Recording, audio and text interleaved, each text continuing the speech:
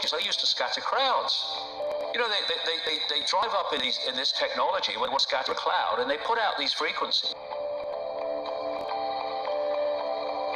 The world is aching for this information, and they're looking for answers to all these problems in the world. Are you feeling that more than ever? Oh, big time. I was looking around, observing people, and observing and it was very clear that although there was not you know, this vast number of people that were saying, oh, it's a conspiracy or whatever, they were uncomfortable about the world.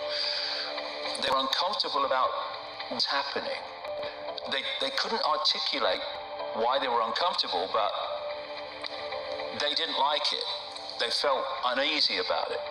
And so I started out on this speaking tour to basically say to those people, this is why you're feeling uneasy, because this is why these events are happening. They're not random, they're happening by actually long-planned design.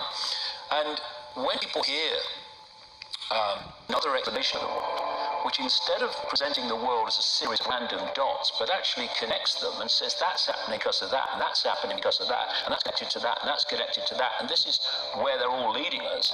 You know, it's extraordinary to see the lights go on, and people go, actually, this makes far more sense than what I've got from mainstream media. So it is a time of great challenge, because things, not least into the technological level of control.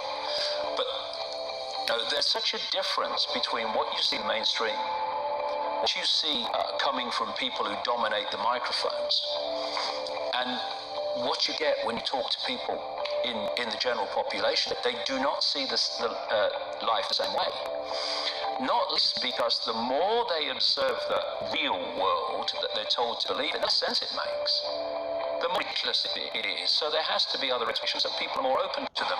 5G is used by the military. Do you know these 5G ability to wave technologies? They used to scatter crowds. They drive up in this technology when they want to scatter a cloud, and they put out these frequencies in a much higher power than 5G will be initially, but the same frequencies. And people scatter because they get a feeling their skin is on fire. Because the human body, including the skin, is an antenna. It interacts with frequencies, and it receives and transmits information. At the cutting edge of understanding of DNA, scientists know DNA is a receiver transmitter of information. And so we are electromagnetic, electrical organisms, transmitters and receivers of information. When our electromagnetic fields are in balance and harmony, we have health. We have psychological health, and we have physical health.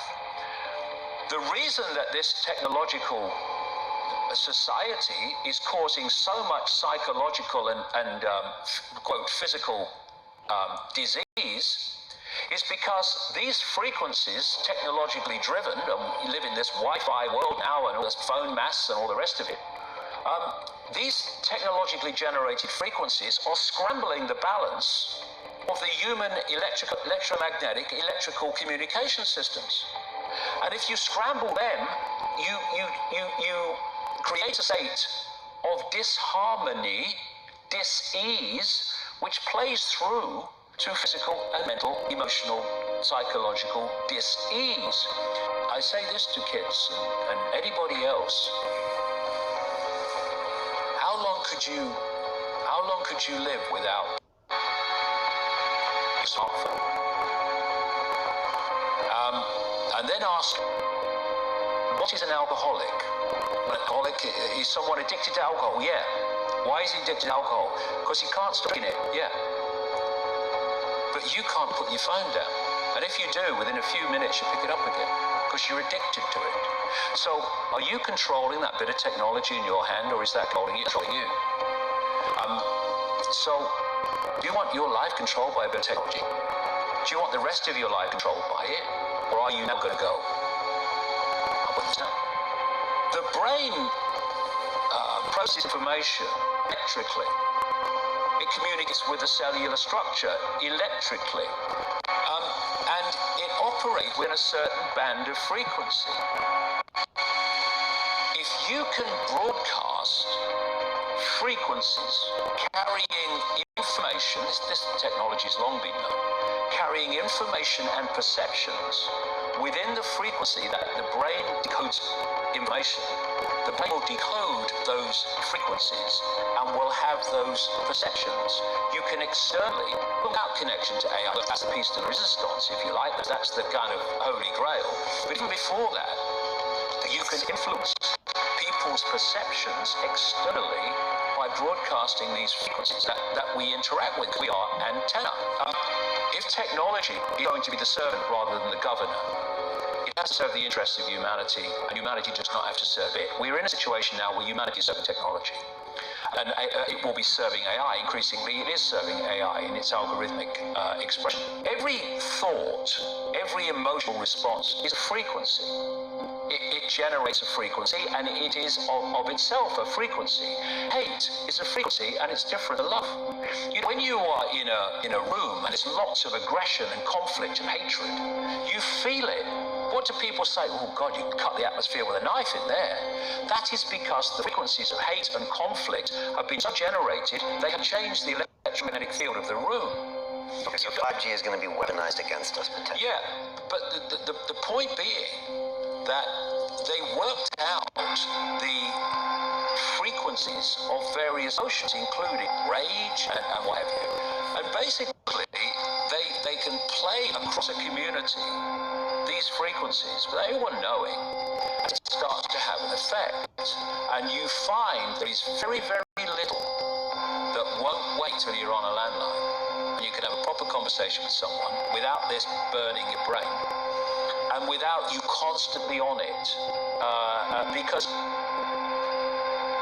what is happening, and this cabals this, for a very long time, indeed, science believed that once the brain was formed, that was it.